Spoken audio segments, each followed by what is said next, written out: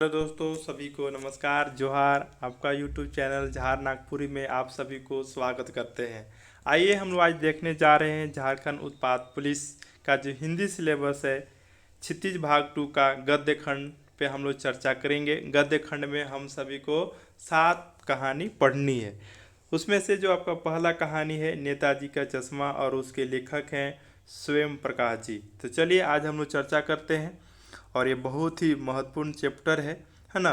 और बहुत ही इस चैप्टर में अगर हम लोग चर्चा करें तो इस चैप्टर में क्या दिया हुआ है, तो देशभक्ति की बात दी गई है। हमें देशभक्ति के बारे में चर्चा करनी है। आइए हम लोग देखते हैं। स्वयं प्रकाश का जो जन्म है 1947 में हुआ। कहाँ पे हुआ है, तो इंदौर मध्य प्रदेश में हुआ है। और इनकी जो शिक्षा है मैकेनिकल इंजीनियरिंग की पढ़ाई करके औद्योगिक प्रतिष्ठान में नौकरी करने वाले स्वयं प्रकाश का बचपन और नौकरी का बड़ा हिस्सा राजस्थान में बीता। यानी कि आप ये इनके बारे में जीवनी भी जानना जरूरी है, क्योंकि लेखक हैं और लेखक से क्वेश्चन पूछे जाते हैं। तो स्वयं प्रकाश का जन्म कब होता है, तो 1947 में होता है। कहाँ होता है, इंदौर मध्य प्रदेश में। इनकी शिक्षा क्या है, मैकेनिकल इंजीनियरिंग इन्होंने पढ़ाई किया है। इनका जब जॉब लगता है तो ज़्यादा कहाँ पे नौकरी का बड़ा हिस्सा बिताते हैं, तो राजस्थान में बिताते हैं। फिलहाल वो क्या है, वो सेवानिवृत्त हो चुके हैं और भोपाल में रहते हैं। वो अभी कौन सा पत्रिका में काम करते हैं, तो वसुधा पत्रिका के संपादन से जुड़े हुए हैं। आइए अब हम इनके बारे में देखते हैं। ये 8वें दशक के उभरे स्वयं प्रकाश आज समकालीन कहानी के महत्वपूर्ण हस्ताक्षर हैं। इनके द्वारा जो है आप देखेंगे तो 13 कहानी संग्रह जो है प्रकाशित हुए, जिसमें से सबसे ज़्यादा जो पॉपुलर हुआ वो सूरज कब निकलेगा। क्या है, सूरज कब निकलेगा, आएंगे अच्छे दिन भी, है ना, आएंगे अच्छे दिन भी, आदमी जात का आदमी और संधान। ये जो है आप देख पा रहे हैं, ये 4 जो है बहुत ही पॉपुलर हुआ, इनके द्वारा लिखा गया कहानी संग्रह। साथ ही साथ इनका 2 उपन्यास भी है, बीज बीच के विनय और ईंधन, ये उपन्यास है। इनको पुरस्कार जो है सबसे पहले बनमाली पुरस्कार दिया गया था। कौन सा पुरस्कार दिया गया था, तो बनमाली पुरस्कार, यहाँ पे आप देख पा रहे हैं बनमाली पुरस्कार। फिर राजस्थान साहित्य अकादमी पुरस्कार इन्हें पुरस्कृत किया गया है। ये मध्य वर्ग से बिलोंग करते थे, यानी कि ये अमीर थे न ही गरीब, ये बीच वाले मध्यम वर्ग के थे। और इनके द्वारा जो है आप देखेंगे तो इन्होंने जो कहानियों में लिखा है वो जो है वर्ग शोषण के विरुद्ध चेतना जगाने का कार्य किया है। सामाजिक जीवन में जो कि जाति, संप्रदाय, छुआछूत, लिंग के आधार पे जो है भेदभाव होता है उसे प्रतिकार करने का इन्होंने भरपूर कोशिश किया है। आइए अब हम लोग देखते हैं ये नेताजी का चश्मा। ठीक है, ये है आपका चैप्टर। और ये किनके द्वारा लिखा गया है, तो ये जो है स्वयं प्रकाश जी के द्वारा लिखा गया है। स्वयं प्रकाश जी का जन्म कब हुआ है, तो 1947 में हुआ है। कहाँ पे हुआ है दोस्त, तो इंदौर में हुआ है। कहाँ हुआ है, इंदौर में हुआ है। इंदौर कहाँ है, तो मध्य प्रदेश में है। अब ये कहाँ रहते हैं, तो ये भोपाल में रहते हैं, है ना, भोपाल में रहते हैं। और अब ये कौन से पत्रिका का संपादन करते हैं, तो वसुधा, किसका, वसुधा का। इनका बचपन और नौकरी का ज़्यादा समय कहाँ इन्होंने बिताया, तो राजस्थान में। कहाँ पे बिताया, राजस्थान में। ठीक है, इनके द्वारा कितने कहानी संग्रह लिखे गए हैं, तो 13। कितना लिखे गए हैं, तो 13 लिखे गए हैं, 13। ठीक है, 13 में से 4 पॉपुलर है। कितने पॉपुलर है, 4 है। सूरज कब निकलेगा, आएंगे अच्छे दिन भी, आदमी जात का आदमी और संधान, ये जो है आपके 4। और 2 उपन्यास हैं, बीच में विनय और ईंधन। आइए अब हम लोग देखते हैं नेताजी के चश्मा। ठीक है, तो चलिए आप सभी भी रेडी हो जाएं। हालदर साहब को हर 15 दिन कंपनी, हालदर साहब को हर 15 दिन कंपनी के काम के सिलसिले में उन्हें कस्बे से गुजरना पड़ता था। एक कस्बा था और कस्बा से जो है एक हालदर साहब, एक साहब है जो कि जॉब के सिलसिले से इन्हें 15 दिन कंपनी के काम से सिलसिले से इन्हें इस कस्बे से गुजरना पड़ता है। और ये व्यक्ति हैं हालदर साहब। ठीक है, और इन्हें जॉब के पर्पज से जाना पड़ता है कस्बे से होके। जिसमें पक्का मकान कहा जा सके वैसे कुछ भी मकान, और जिसे बाजार कहा जा सके वैसा एक ही बाजार था, यानी कि उनके द्वारा ये कहा जा रहा है कि पक्का मकान कहा जा सके वैसा कुछ ही मकान है, यानी कि कुछ ही मकान मतलब थोड़े बहुत मकान होंगे, है ना। जिसे बाजार कहा जा सके वैसा एक ही बाजार था। कस्बे में एक लड़कों का स्कूल, देखिए कस्बे में क्या क्या है थोड़ा ध्यान दीजिएगा, है ना। कस्बे में क्या क्या है, तो देखिए कस्बे में जो है आपका लड़कों का एक स्कूल है, लड़कियों का भी एक स्कूल है, एक सीमेंट का छोटा सा कारखाना है, 2 ओपन एयर सिनेमा घर है। ओपन एयर सिनेमा घर यानी कि सिर्फ ऊपर से ही है, यानी कि पानी को रोका जा सकता है धूप को, लेकिन हवा से खुला हुआ है ना। और एक ठो नगर पालिका है। तो आपसे ये पूछे कि उस कस्बे में क्या क्या है, तो एक लड़कों के लिए अलग स्कूल है, एक लड़कियों के लिए एक अलग स्कूल है, एक सीमेंट का छोटा सा कारखाना है, 2 ओपन एयर सिनेमा घर है और एक ठो नगर पालिका भी है। चलिए आगे हम लोग देखते हैं। अब देखिए नगर पालिका भी है, तो नगर पालिका है तो नगर पालिका थी, कुछ न कुछ करती भी रहती थी, वो कुछ न कुछ तो काम करती थी। अब नगर पालिका है तो कुछ न कुछ टूटा फूटा रोड सड़क का काम करवाती थी, कभी कोई सड़क पक्की करवा देती तो कभी पेशाब घर बनवा दिए, कभी जो है कबूतरों की छतरी बनवा दिए, तो कभी कभी सम्मेलन करवा दिए। इसी नगर पालिका किसी उत्साही बोर्ड या प्रशासनिक अधिकारी ने एक बार शहर, देखिएगा ध्यान दीजिएगा, शहर के मुख्य बाजार के मुख्य चौराहे पे नेताजी सुभाष चंद्र बोस की एक संगमरमर की प्रतिमा लगवा दी। देखिए अब यहाँ तक समझ लीजिए कि ये जो है संगमरमर किस चीज़ का बना हुआ है दोस्त, तो संगमरमर का। किनका मूर्ति बना है, तो नेताजी सुभाष चंद्र बोस का मूर्ति बना है। कहाँ पे बना है, तो मुख्य चौराहे पे बना है ना। यह कहानी उसी प्रतिमा के बारे में है, बल्कि इसे कभी भी छोटे से हिस्से के बारे में है। और देखिए ये जो है कहानी उसी प्रतिमा के बारे में है और उस मूर्ति के एक छोटे से हिस्से के बारे में हम सभी को ये कहानी पढ़ना है। आइए, पूरी बात तो अब पता नहीं, लेकिन लगता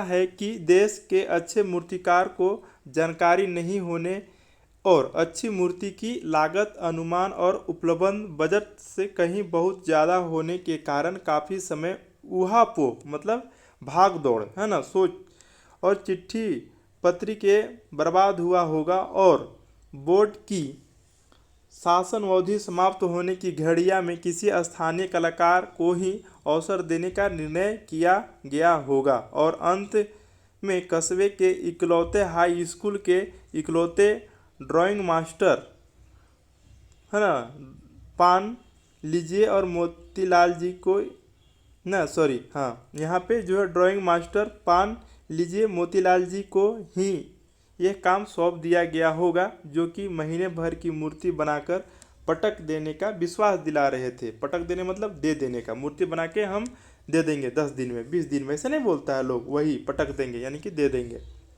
देखिए आप सभी को ये जानकारी होनी चाहिए, नेताजी का जो चश्मा के बारे में हम लोग आज कहानी पढ़ने हैं, वो जो प्रतिमा है चौराहे पर लगाया गया है और उस चौराहे के एक छोटे से भाग पे आज हम लोग उस पर चर्चा करेंगे। ये जो कहानी लिखी गई है स्वयं प्रकाश जी के द्वारा, देखिए क्या है, नेताजी के चश्मा यानी कि नेताजी के मूर्ति वहाँ पे प्रतिमा स्थापित की जाती है संगमरमर की, लेकिन उसकी चश्मा नहीं होती है और उसी चश्मे पे कहानी टोटल लिखा गया है। तो हम लोग उसी पे देखेंगे कौन कौन से इसके किरदार हैं, है ना, किसके अंदर देशभक्ति है ना, और देशभक्ति से कौन ओतप्रोत है। हमें युवा पीढ़ी को देशभक्ति के प्रति जागरूक करना है ना, बताना है कि जिन्होंने हमारे देश के लिए क्या किया और उनके वजह से आज हम लोग हैं, है ना। तो ये सारे चीज़ जो है आज इस चैप्टर में हम सभी को देखने को मिलेगा। देखिए तो इस चश्मे की ही सिर्फ कहानी है और संगमरमर की मूर्ति तो बनती है ना, लेकिन उसमें चश्मा नहीं होता। आइए उसी पर हम लोग चर्चा करने वाले हैं।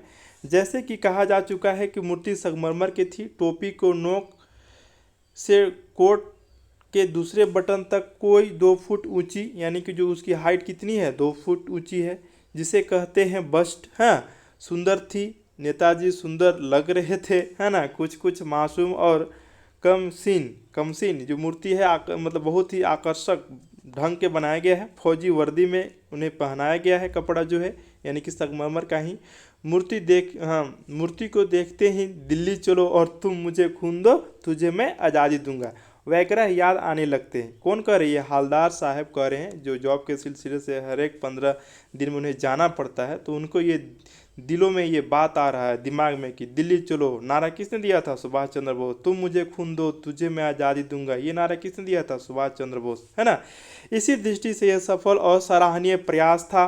केवल एक चीज़ की कसर थी, कसर मतलब कमी थी, देखते ही खटकती थी मतलब सोचने पर मजबूर कर देती थी। नेताजी की आंखों पर चश्मा नहीं था, उनकी आंखों पे क्या था? चश्मा नहीं था। यानी चश्मा तो था लेकिन संगमरमर का नहीं था। देखिए हवलदार साहब क्या बोलते हैं, चश्मा नहीं था, यानी कि संगमरमर का चश्मा नहीं था, चश्मा था ना, लेकिन संगमरमर का चश्मा नहीं था। एक समान और सचमुच के चश्मा था, जो हम लोग चश्मा पहनते हैं ना, सचमुच वाला वही चश्मा था। लेकिन उन्हें संगमरमर का मूर्ति बनाया गया, संगमरमर का कपड़ा पहनाया गया, वर्दी दिया गया, तो उसमें भी संगमरमर का ही चश्मा बना होना चाहिए हवलदार साहब के हिसाब से, है ना। तो देखिए वही चश्मे का चौड़ा काला फ्रेम मूर्ति को पहना दिया गया था, काला फ्रेम वाला मूर्ति का जो है चश्मा पहना दिया गया था। हवलदार साहब जब पहली बार इस कस्बे से गुजरे और चौराहे पर पान खाने रुके, तभी उन्होंने इसे लक्षित किया और उसके चेहरे पे एक कौतूहक भरी, यानी कि कोताहल भरी, बहुत सारा क्वेश्चन पूछ रहा है, मन ही मन अंदर चल रहा है, मुस्कान फैल गई। वाह भाई, यह आइडिया भी ठीक है, मूर्ति पत्थर की लेकिन चश्मा रियल वाली है। हाँ, क्या है? मूर्ति जो है किस चीज़ का बना हुआ है? पत्थर का। और चश्मा पहने हैं नेताजी कौन सा? तो रियल वाली, जो आम इंसान जो जिंदा दिल पहनता है ना। ठीक है, तो ये देख के उनकी आइडिया ये बहुत ही मन ही मन कौतूहल भरी है, अंदर से बहुत सारे क्वेश्चन उठ रहा है, मुस्कुरा भी रहे हैं। और आप सभी को ये पता होनी चाहिए, एक इसमें एक और सदस्य हैं जो कि पान वाला है ना। और पान वाले के पास हवलदार साहब रुकेंगे और वहीं पे चर्चा होगा, पान खाएंगे। आइए, जीप कस्बा छोड़कर आगे बढ़ गई, तब भी हवलदार साहब उस मूर्ति के बारे में ही सोचते रहे। अंत में इस निष्कर्ष पर पहुंचे कि कुल मिलाकर कस्बे के नागरिकों का यह प्रयास सराहनीय कहा जाना चाहिए। महत्व मूर्ति रंग रूप कद का नहीं है, उस भावना का, वरना तो देशभक्ति भी आजकल मजाक की चीज़ें होती जा रही है। इनके मन में ये चल रहा है कि चलो कोई बात नहीं, जो है मूर्ति का ना रंग देखो, ना रूप देखो, ना कद देखो कि 2 फुट का है, 3 फीट का है, कम से कम ये तो है कि यहाँ के लोगों ने मूर्ति बना के रखा है, देशभक्ति को आज भी जो है जिंदा रखा है, देशभक्ति के प्रति यहाँ के लोगों का लगाव है। ये सोच के मन ही मन क्या कर रहे हैं, वो एकदम प्राउड फील कर रहे हैं कि चलो यहाँ के लोग तो इतना भी तो है ना कि जो मूर्ति बना के रखा है, रंग रूप तो छोड़ दे, देशभक्ति तो है इन लोगों के अंदर।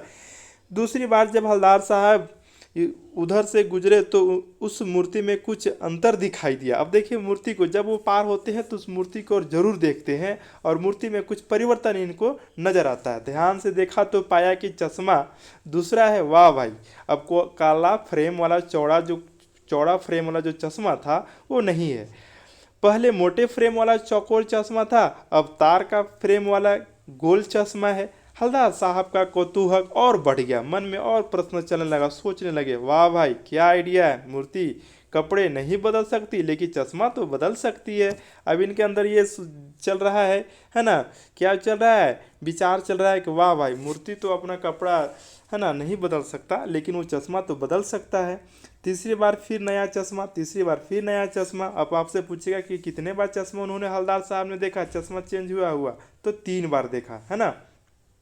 हवलदार साहब की आदत पड़ गई, एक बार कस्बे से गुजरते समय चौराहे पर रुकना, पान खाना और मूर्ति को ध्यान से देखना। एक बार जब कौतूहल दुर्दमनीय हो उठा तो पान वाले से ही पूछ लिया, क्यों भाई क्या बात है, यह तुम्हारे नेताजी का चश्मा हर बार बदल कैसे जाता है? अब ये जो है कौन, हवलदार साहब किससे पूछते हैं? पान वाले से। ए भाई बताओ हो, नेताजी के चश्मा काहे बदल जाई थो बार बार, हैं? तो पान वाले ने बोलता है, देखिए पान वाले क्या बोलता है, खुद के मुंह में पान ठुसा हुआ था। वह एक काला मोटा खुश मिजाज आदमी था। वो आदमी कैसा था? काला था, मोटा था, खुश मिजाज मतलब हंसता दिल वाला था, और मुंह में क्या ठुसले था? पान ठुसले था। है ना। हवलदार साहब का प्रश्न सुनकर वह आंखों आंखों में हंसा, आंख में आंख डालकर देख रहा है, हंस रहा है। उसकी तोत थिरकी, थिरकी मतलब मुंह भरल है, हैं। पीछे घूमकर उसने दुकान के नीचे पान थूका और अपनी लाल काली बत्तीसी दिखाकर बोला, कैप्टन चश्मे वाला करता है। अब वो देखिए क्या बोलता है, अपनी थूकता है और क्या करता है, लाल काली बत्तीसी मतलब मुंह जो है खोलता है तो लाल कलर ना दिखेगा, जो खा रहा है, जो क्या खा रहा है, पान। बत्तीसी मतलब बत्तीसों दांत दिखा के बोलता है, कैप्टन चश्मा वाला करता है। अब क्या, अब बोलता है क्या करता है। हवलदार साहब कुछ समझ नहीं पाए। चश्मा चेंज कर देता है, पान वाले ने समझाया। क्या मतलब, क्यों चेंज कर देता है। हवलदार साहब अब भी नहीं समझ पाए, क्योंकि गिराक आ गया, समझो गिराक मतलब ग्राहक आ गया। अब वो तो उतना बोल देता है शॉर्ट में, वो कैप्टनवा करता है, काहे करता है, क्यों करता है। इनके अंदर तो खूब क्वेश्चन चल रहा है। उसको चौकट, चौड़े चौकट चाहिए, तो जो है कैप्टन किधर से लाएगा, और बोलता है कि कोई ग्राहक आ गया। गिराक यहाँ पे लिखा हुआ है, ध्यान दीजिएगा क्या लिखा हुआ है, गिराक। गिराक मतलब क्या हुआ, ग्राहक। अब कोई ग्राहक आता है, बोलता है हमको यही चश्मा चाहिए, चौड़ा चौकट वाला। तो क्या करेगा कैप्टन, वो निकाल के दे देता है और पतला फिर दूसरा पहना देता है, क्योंकि उसके अंदर क्या है, देशभक्ति है, और वो बिना चश्मा को नेताजी को देखना नहीं पसंद करता। तो उसको मूर्ति वाले दे दिया और उधर जो है दूसरा बिठा दिया, और उसको दे देता है मूर्ति वाले से उतार के, और फिर दूसरा बिठा देता है। बिठा देता है मतलब दूसरा पहना देता है, ठीक है। ये चीज़ कहा जा रहा है। आइए, अब हवलदार साहब को बात कुछ कुछ समझ में आई, अब थोड़ा बहुत समझ में आ रहा है इनको, साहब जी को। एक चश्मे वाला है जिसका नाम कैप्टन है, उसे नेताजी के बगैर चश्मे वाली मूर्ति बुरी लगती है। बिना चश्मा वाला मूर्ति को क्या लगता है, बुरी लगती है। किसको, कैप्टन जी को, है ना, कैप्टन को। बल्कि आहत करती है, उसे मन ही मन में बहुत दुख होता है, मानो चश्मे के बगैर नेताजी को असुविधा हो रही हो। इसलिए वह अपनी छोटी सी दुकान में उपलब्ध गिने चुने फ्रेमों में से एक नेताजी की मूर्ति पर फिट कर देता है। फिट कर मतलब टिका देता है, टिका देता है मतलब पहना देता है। लेकिन जब कोई ग्राहक आता है और उससे वैसे ही फ्रेम का दरकार होती है, यानी कि डिमांड होती है, मांगता है जैसे मूर्ति पे लगा है, तो कैप्टन क्या करता है, उसी को उतार के दे देता है ना, है ना, उसी को उतार कर दे देता है। चश्मा मूर्ति पर लगा फ्रेम संभवतः उसी को उतार के दे देता है। क्षमा मांगते हुए जो है, अब देखिए क्या है, क्षमा मांगते हुए लाकर ग्राहकों को दे देता है। क्या करता है, क्षमा मांगते हुए ग्राहकों को दे देता है, कौन, कैप्टन। और नेताजी को दूसरा फ्रेम वाला लौटा देता है। लौटा देता है मतलब फिर से दोबारा पहना देता है। वाह भाई क्या खूब है, क्या आइडिया है। कौन बोल रहे हैं, हवलदार साहब बोल रहे हैं। किसको बोल रहे हैं, पान वाले को बोल रहे हैं, है ना, मोटा काला बत्तीसी। लेकिन भाई एक बात अभी भी समझ में नहीं आई। हवलदार साहब ने पान वाले से फिर पूछा, नेताजी का ओरिजिनल चश्मा कहाँ गया। अब देखिए इनके अंदर कितना क्वेश्चन चल रहा है। देखिए एक बात हम बता दे रहे हैं, फिलोसफी में अब पढ़ना है। फिलोसफी क्या है ये, तो देखिए एक दूसरे मतलब कोई भी व्यक्ति के अंदर जो जानने की इच्छा है ना, जब तक इच्छा पूर्ण नहीं होती, जब तक उसके बारे में शुरू से अंत तक ना जान ले, जिज्ञासा, जिज्ञासा ही फिलोसफी है। यानी कि कोई भी आप थोड़ा सा बात सुन लीजिए, फलना के बारे में बात चल रहा है, मोहन सोहन रोहन, जब तक शुरू से अंत तक आप नहीं सुन लीजिएगा तब तक अंदर में आपको जानने के प्रति जो है एकदम मन लगा रहेगा, है ना, सोचते रहेंगे क्या हुआ कहानी। जैसे सीरियल होता है, सीरियल में क्या होता है, आज जो है आधा घंटा सीरियल चला, कल जो है ना थोड़ा सा दिखा देगा कल का सीन, कब वहाँ पे क्या होगा, कल उसको मर्डर होगा कि कल उसको उठाकर ले लाएगा, है ना, हीरो हीरोइन को लेकर भाग जाएगा, एकदम कौतूहल भरा, एकदम ऐसा जिज्ञासा पैदा करके चला जाता है सीरियल। ठीक उसी प्रकार जो है यहाँ पे इनका चल रहा है मन ही मन में कि भाई ओरिजिनल चश्मा कहाँ हुआ नेताजी का, किसके अंदर चल रहा है, हवलदार जी के अंदर चल रहा है। चलिए, पान वाला दूसरा पान मुंह में ठूस चुका था। अब भाई देखिए पान वाला है ये है तो उसको पैसा थोड़ी लग रहा है, वो ठूसते जा रहा है मुंह में। दोपहर का समय था, दुकान पर भीड़ भाड़ अधिक नहीं थी। वह फिर आंखों में हंसा, उसके तोत थिरकी मतलब फिर से उन्हें मुंह घुमा के मुँह फैला के थूकता है। कत्थे की हड्डी फेंकी, कत्था की हड्डियाँ समझ रहे हैं ना आप। पीछे मुड़कर उसने नीचे पिक थूकी और मुस्कुराता हुआ बोला, मास्टर बनाना भूल गया। क्या बोलता है, मास्टर जो है ना बनाना भूल गया। जो मास्टर जो था, कारीगर था, वो चश्मा ही बनाना भूल गया। गजब हाल है जी। हाँ, अब बनाने वाले के लिए एक मज़ेदार बात थी, लेकिन हवलदार साहब के लिए चकित और द्रवित करने वाली थी। अब देखिए ये इनके अंदर देशभक्ति कूट कूट के भरल है, किनके अंदर, हवलदार साहब के अंदर। अब वो तो बनाना भूल गया, एक छोटी सी बात है, लेकिन इनके अंदर बहुत बड़ा बात है। नेताजी के चश्मा ना हो, हाँ, यानी वह ठीक से सोच रहे थे। मूर्ति के नीचे लिखा हुआ था, क्या लिखा हुआ था, मूर्तिकार मास्टर मोतीलाल वाकई कस्बे का अध्यापक था। वो क्या थे, एक टीचर थे उसी कस्बे में। बेचारे ने महीने भर में मूर्ति बनाकर पटक देने का वादा कर दिया था। और वो जो मूर्तिकार का नाम क्या था, तो मोतीलाल, और उसी कस्बे के टीचर थे, है ना। वो जो है चश्मा बना के क्या करते हैं, उन्हें दे देते, अरे सॉरी, ये मूर्ति बना के दे देते। कितने दिन में थी, 1 महीने में पटक देना मतलब उन्हें बनाकर जो है दे देना, ठीक है। आइए आगे देखते हैं हम लोग। लेकिन पत्थर पारदर्शी चश्मा कैसे बनाया जा सके, कांच वाला, यह तय नहीं कर पाया होगा। यह कोशिश की होगी, असफल रहा होगा। बहुत सारा बात चल रहा है अंदर में। बनाते बनाते कुछ और बारीकी से जो है चक्कर में जो है चश्मा टूट गया होगा, या पत्थर का चश्मा अलग से बनाकर फिट किया गया होगा, वह निकल गया होगा। मतलब बहुत सारी बात उनके अंदर चल रहा है कि भाई पत्थर के चश्मा कैसे बनेगा, कि कांच के चश्मा था कि फूट गया, या सोचा होगा लगा देंगे कांच वाला, हो सकता है लगाते समय फूट गया हो। बहुत सारा अंदर इनके अंदर चल रहा है, बहुत सारा, है ना, बहुत सारा चल रहा है इनके अंदर, है ना। प्रश्न उठ रहा है किनके अंदर, तो हवलदार साहब के अंदर। आइए, हवलदार साहब को यह सब कुछ बड़ा विचित्र और कौतूहल भरा लग रहा था। उन्हीं ख्यालों में खोए लोग जो है पान के पैसे चुकाकर चश्मे वाले की देशभक्ति के समक्ष नतमस्तक होते हुए वे जीप की तरफ चले गए। अब देखिए क्या है, उनके अंदर तो बहुत सारा चल रहा है, और वो पान खाते हैं, पैसा चुकाते हैं, और फिर वे चश्मे वाले की देशभक्ति के समक्ष नतमस्तक होते हुए वे जीप की तरफ चल जाते हैं। बोलते वाह कैप्टन क्या बात है, अब तो चश्मा बनाने वाला तो भूल ही गया मूर्तिकार, लेकिन जो है वो चश्मा पहनाता तो है, उसके अंदर देशभक्ति तो है। पीछे मुड़े और पान वाले के पास जाकर पूछा, क्या कैप्टन चश्मे वाला नेताजी का साथी है या आज़ाद हिंद फौज का भूतपूर्व सिपाही है। आप सभी को मालूम होगा जो है नेताजी सुभाष चंद्र बोस जो है एक बहुत ही बड़े देशभक्त थे, है ना। देश के लिए, आज़ादी के लिए उन्होंने लड़ाई लड़ा अंग्रेज़ों से, ना। तो आज़ाद हिंद फौज की स्थापना उन्हीं ने किया था, नेताजी सुभाष चंद्र बोस। तो हवलदार साहब पूछते हैं, अच्छा कैप्टन के बताइए, वो नेताजी के दोस्त था का, साथी था का, कि उनकर आज़ाद हिंद फौज में वो सिपाही थे भूतपूर्व, कि ऐसा काम करते हैं, हाँ, नेताजी के प्रति। पान वाला पान खा रहा था, वो नया पान खा रहा था। पान पकड़े अपने हाथ में मुंह से 1.5 इंच दूर रोककर उसे हवलदार साहब को ध्यान से देखा। मतलब पानवा मुँह में डालने वाला था, ऊपर ही हाथ रोक लेता है 1.5 फीट, और वो देखने लगता है किधर, हवलदार साहब की ओर। फिर अपनी लाल बत्ती सी दिखाई और मुस्कुराकर बोला, नहीं साहब, वो लंगड़ा क्या जाएगा फौज में। क्या बोलता है, नहीं साहब, वो लंगड़ा क्या जाएगा फौज में, पागल है। वो देखो वो आ रहा है, आप उसी से बात कर लो, फोटो वोटो छपवा दो उसका कहीं। अब ये देखिए इतना क्वेश्चन ही कर रहे हैं ना हवलदार साहब, वो भी अब पक गया है। कौन, पान वाला। अब बोल रहा है कि वो देखिए क्या जाएगा। हवलदार साहब पूछे कि क्या वो लंगड़ा कोई दोस्त यार था क्या नेताजी का, तो बोलता है ना, वो लंगड़ा क्या जाएगा, हाँ, कैप्टन फौज में, वो तो खुद पागल है। वो देखो वो आ रहा है, और जाओ उसी के बाद उसी से पूछ लो, और उसको फोटो वोटो कहीं छपवा दो, आप पढ़े लिखे इंसान हो। हवलदार साहब को पान वाले द्वारा एक देशभक्त का इस तरह से मजाक उड़ाया जाना अच्छा नहीं लगा।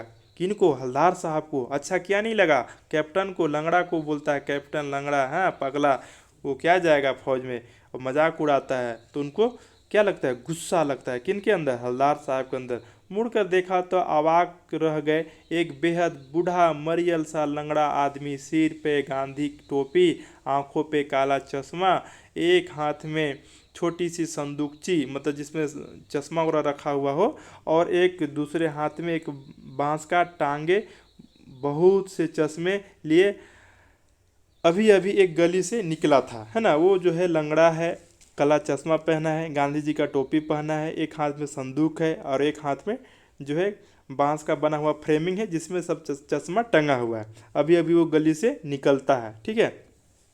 अब वो बहुत यहाँ पे देखते हैं, अब एक बंद दुकान के सहारे अपने बांस टिकाता है। एक दुकान है तो दुकान बंद है तो उसके उस पे जो है बांस को टिकाता है, टिकाता मतलब सहारा देके रखता है। तो इस बेचारे की दुकान भी नहीं है। अब देखिए लंगड़ा का क्या है, कैप्टन का दुकान अपना नहीं है कोई जगह पे। फेरी लगाता है। हवलदार साहब चक्कर में पड़ गए कि पूछना चाहते थे इसे कैप्टन क्यों कहते हैं, क्या यही इसका वास्तविक नाम है। लेकिन पान वाले ने साफ बता दिया था कि अब वह इसके बारे में कोई चर्चा नहीं करेगा। जो बात करना है जाकर उसी से पूछ लीजिए। वो बात करने के लिए तैयार ही नहीं था। ड्राइवर भी बेचैन हो रहा था, है ना। काम भी था किनका, हवलदार साहब का ना, ये जॉब के सिलसिले से जाते थे ना, तो इनका तो काम तो था। हवलदार साहब जीप में बैठकर चले गए। 2 साल तक हवलदार साहब अपने काम के सिलसिले से उस कस्बे से गुजरते रहे। कितने साल तक दोस्त, अगर आपसे क्वेश्चन पूछा जाए कितने साल तक, तो 2 साल तक आते जाते रहे। कौन, हवलदार साहब। नेताजी की मूर्ति में बदलते हुए चश्मे को देख रहे। कभी गोल चश्मा होता तो कभी चौकोर, कभी गोल कभी चौकोर, कभी कभी लाल तो कभी काला, कभी धूप चश्मा, है ना, बड़े कांच वाले ना। ये चश्मा क्या हो रहा है, बदलते जा रहा है। अब बदलेगा ही भाई, है ना। ग्राहक आ जाता था तो कैप्टन साहब क्या करते थे, उतार कर दे देते थे उस ग्राहक को, माफ़ी मांग के नेताजी से, फिर दूसरा पहना देते थे। हवलदार साहब को कौतूहक और प्रफुल्लता के कुछ क्षण देखने के लिए फिर एक बार ऐसा ही हुआ। मूर्ति के चेहरे पर कोई भी कैसा भी चश्मा नहीं था। अब देखिए एक बार जब वो जाते हैं अपना ड्यूटी पे उसी कस्बे से, तो देखते हैं कि नेताजी के जो है आंखों पे कोई चश्मा नहीं है। तो दिन पान की दुकान भी बंद थी। उस दिन जो है क्या था, पान की दुकान भी बंद था। चौराहे के अधिकांश दुकान बंद थी। अगली बार भी मूर्ति के आंखों पे चश्मा नहीं था। फिर दोबारा आते हैं तो भी चश्मा नहीं था। हवलदार साहब ने पान खाया और धीरे से पान वाले से पूछा, क्यों भाई, क्या बात है, आज तुम्हारे नेताजी के आंखों पर चश्मा नहीं है। पान वाले उदास हो गया। उसने पीछे मुड़कर मुंह का पान नीचे थूका, सिर झुकाकर अपने धोती से सिरे से आंखों पोंछता हुआ बोला, साहब कैप्टन मर गया। क्या बोलता है, अपने सिर को झुकाता है, धोती से अपना सिर को आंख को पोंछता है, नहीं कि उसके अंदर भी आंसू है, माया है, मोह है, ममता है। साहब कैप्टन मर गया। और कुछ नहीं पूछ पाए हवलदार साहब। कुछ पल चुपचाप खड़े रह गए। फिर पान के पैसे चुकाए, जीप में आगे बैठे और रवाना हो गए। यानी कि वो फिर अपना ड्यूटी चले गए। बार बार सोचे, है ना, सोचे क्या उस कौम का जो अपने देश के खातिर घर गृहस्थी जवानी जिंदगी सब कुछ होम देने वाले भी, होम मतलब छोड़ देने वाले भी पर भी हंसते हैं। यानी कौम मतलब उस समाज को क्या होगा जिन्होंने अपने देश के लिए खातिर क्या किया, अपने जीवन जो है बलिदान दे दिया, गृहस्थ जवानी जिंदगी सब कुछ न्यौछावर कर दिया, और लोग उस पर हंसते हैं, अपने लिए बिकने के मौके ढूंढते हैं। दुखी हो गए। 15 दिन बाद फिर उस कस्बे से गुजरते हैं। कस्बे में घुसने से पहले ही ख्याल आया कि, क्या ख्याल आता है इनके अंदर, अब देखते हैं हम लोग। कस्बे के हृदय स्थली मतलब चौराहे बीच पे, है ना, सुभाष की प्रतिमा अवश्य ही प्रतिस्थापित होगी। लेकिन सुभाष की आंखों पे चश्मा नहीं होगा, क्योंकि मास्टर बनाना भूल गया। कैप्टन मर गया। सोचा आज वहाँ रुकेंगे नहीं, पान नहीं खाएंगे, मूर्ति की तरफ नहीं देखेंगे, सीधे निकल जाएंगे। ड्राइवर को कह दिया जाता है, आज बहुत काम है और पान आगे कहीं खा लेंगे, गाड़ी यहाँ पे नहीं रोकना है। ये बात हवलदार साहब किसको बोलते हैं, ड्राइवर को बोलते हैं ना, कि आज गाड़ी नहीं रोकना है, बहुत सारा काम है, चलिए उधर खा ही लेंगे। लेकिन आदत से मजबूर आंखों चौराहे आते ही मूर्ति के तरफ उठ गई। कुछ ऐसा देखा कि चीखे, रोको। जीप स्पीड में थी। ड्राइवर ने जोर से ब्रेक मारा। हाँ, कैसा करता है, जोर से मारता है। रास्ता चलते लोग देखने लगे। जीप रुकते न रुकते हवलदार साहब जीप से कूदकर तेज तेज कदमों से मूर्ति की तरफ लपके और उसके ठीक सामने जाकर अटेंशन में खड़े हो गए। अटेंशन मतलब सावधान मुद्रा में, है ना। कि कौन से मुद्रा में दोस्त, तो सावधान मुद्रा में, है ना। ठीक है, सावधान मुद्रा में। कौन से मुद्रा में, तो सावधान मुद्रा में क्या होते हैं, खड़े हो जाते हैं। तो चलिए आगे हम लोग देखते हैं, है ना। उतर के अटेंशन में खड़े हो जाते हैं, यानी कि सावधान मुद्रा में खड़े हो जाते हैं। मूर्ति के आंखों में कंडे से बना छोटा सा चश्मा रखा हुआ था, जैसे बच्चे बना लेते हैं। जो बच्चा लोग जो खेलता है, जो चश्मा बना लेता है। हल्ला साहब भावुक हैं। इतनी सी बात पर उनकी आंखें भर आई और उनके आंख से आंसू टपकने लगा कि ये देशभक्ति है। और लोगों को देखिए, है ना, वो चश्मा बनाना ही भूल गया। तो ये जो है बहुत अंदर में इनके अंदर क्वेश्चन मतलब उठते रहता है। तो चलिए आज का जो है यहीं पे कहानी को समाप्त करते हैं। और इस कहानी से हमें क्या शिक्षा मिलती है, तो हमें इस कहानी से यही शिक्षा मिलती है कि आज की युवा पीढ़ी के लोगों को जो है देशभक्ति के प्रति जो है लोगों को जागरूक करना है, जनाना है। जिन्होंने अपने जीवन, है ना, न्यौछावर कर दिया देश को आज़ादी के लिए, अंग्रेज से लड़ते लड़ते अपने जीवन जो है बर्बाद कर लिए, उन्होंने मृत्यु प्राप्त कर लिया। तो उनके जो है उनके द्वारा जो किए गए कामों को जो है हम सभी को सराहना है और देश के प्रति हम सभी को एकाग्र और एकता में बंधे रहना है। चलिए आज की क्लास को यहीं पे एंड करते हैं, फिर मिलते हैं नए क्लास में। तब तक के लिए आप सभी को बाय, टेक केयर। और इस चैप्टर का एमसीक्यू जो है दूसरे भाग में हम आपको देंगे, क्योंकि इसमें जो है एमसीक्यू देंगे तो बड़ा ज़्यादा समय का वीडियो बन जाएगा, है ना। तो इस क्लास को यहीं पे एंड करते हैं। तब तक के लिए बाय, टेक केयर।